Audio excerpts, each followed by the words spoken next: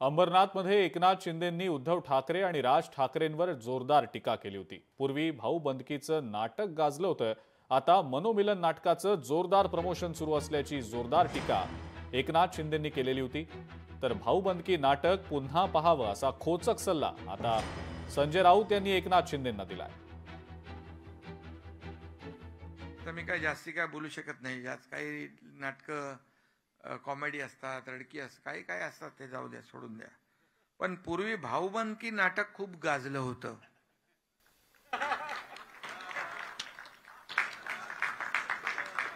आता मनोमिलनाच्या नाटकाचं जोरदार प्रमोशन सुरू आहे।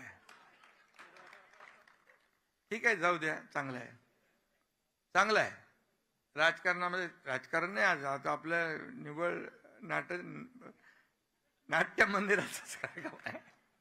त्यांनी भाऊबंदकी नाटक परत एकदा पाहायला पाहिजे। ते निकाल नाटकाचा उल्लेख केला ना, भाऊबंदकी ते स्क्रिप्ट त्यांनी वाचलं पाहिजे, मग त्यांना कळेल की भाऊबंदकी म्हणजे काय असतं आणि मनोमिलन म्हणजे काय असतं।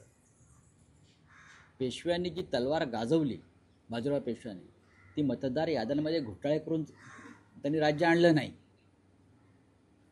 त्यांनी शौर्यानं मर्दानगीनं राज्य आणलं। बाजीराव पेशव्यानं अटकेपार झेंडे लावले, ते दिल्लीचे तळवे चाटून नाही लावले। बाजीराव पेशव्यांनी अफगाणिस्तान, कंधार अटकेपार झेंडे लावले, ते तलवारीच्या आणि स्वाभिमानाच्या ताकदीवर लावले। हे भाऊबंदकीचं उदाहरण देणाऱ्यांनी समजून घेतलं पाहिजे।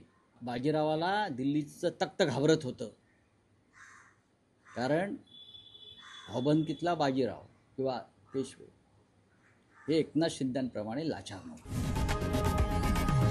लोकशाही मराठी ऐका, पहा, जागरूक रहा।